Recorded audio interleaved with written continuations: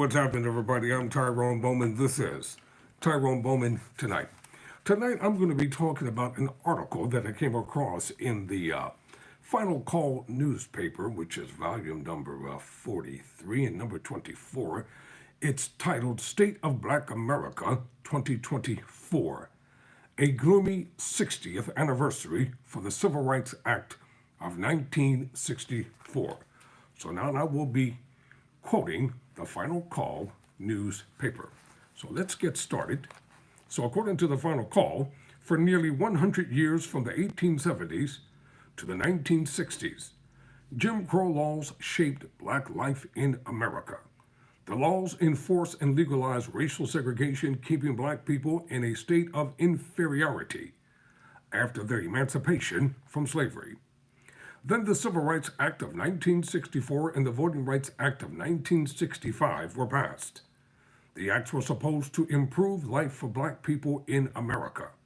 They were supposed to end discrimination based on race, color, religion, sex, and national origin, thus creating a melting pot utopia for America's so-called citizens.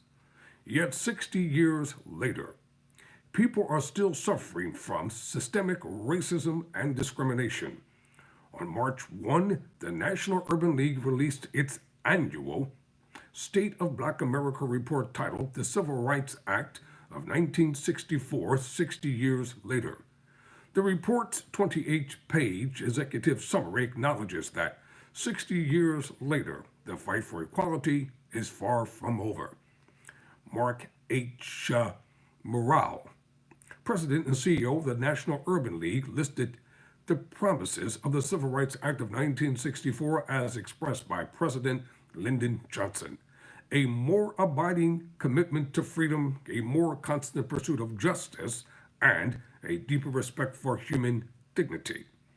Mr. Morrell writes, our abiding commitment to freedom is undermined by discriminatory voter ID laws, gerrymandering, the shuttering of polling places in predominantly minority neighborhoods, limits of early voting, and reckless purging of voter polls. Our pursuit of justice is derailed by persistent racism in policing and sentencing, the dismantling of diversity and inclusion policies in employment and education, and lack of access to financial services, housing, and health care.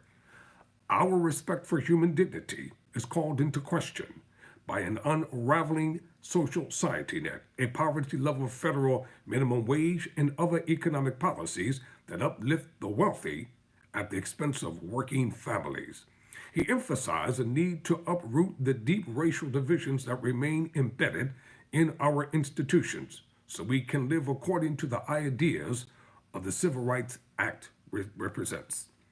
The State of Black America report looks like life before the Civil Rights Act and how that act is under attack today. A movement to roll back, or a movement rather, to roll back 60 years of equity, opportunity, and physical safety has made its way to our courts, state houses, and Congress. What may seem like legal challenges protecting religious freedoms and states' rights is a coordinated attack of the Civil Rights Act of 1964. The executive summary states, our freedoms are not free. It is time for us to organize and fight back. Examples of such attacks include the Supreme Court's June 2023 decision to strike down affirmative action programs in college admissions, and the lawsuit against Fearless Fund, and Atlanta-based venture capital fund that supports black women who own small businesses. Recently in Alabama, more than 6,000 voters in a newly formed congressional district drawn to heighten black voting power and received postcards with incorrect voting information. According to the Associated Press, one Democratic candidate called what happened classic disenfranchisement. The Civil Rights Act of 1964 was great, but it's an act. Dr. Ray Wimbush, director of the Institute for Urban Research at Morgan State University in Baltimore, said to the Final Call, and in America, I'm going to be honest with you. White folks are always talking about law, and black people are always talking about justice.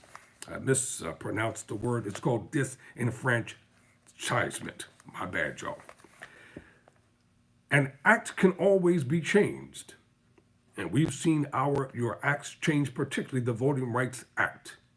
It has been eviscerated. It's just been destroyed on so many levels. And think about the 1964 Civil Rights Act, which gave us a bunch of things during the 1960s. Dr. Wimbush added. Now look at what's going on and look what happened in Florida. Well, let's talk about what happened down in Florida.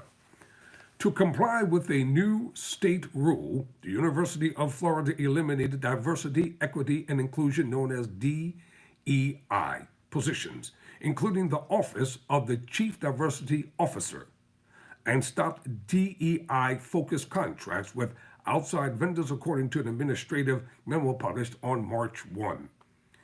They fired everybody.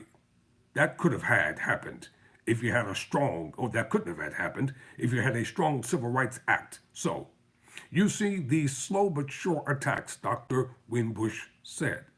He acknowledged that nobody's going to say we're attacking the Civil Rights Act of 1964, but instead, the attacks manifest in subtle ways.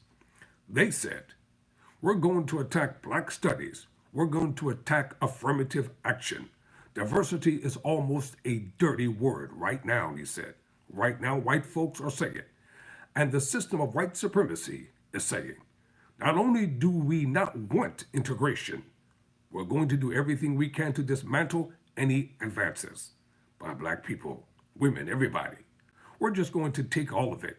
This is a gloomy 60th anniversary of that act, Dr. Wimbush said. In part 2 of this report entitled State of Black America 2024, a gloomy 60th anniversary for the Civil Rights Act of 1964, I'll talk about promises kept. I'm Tyrone Bowman. Never surrender, never quit.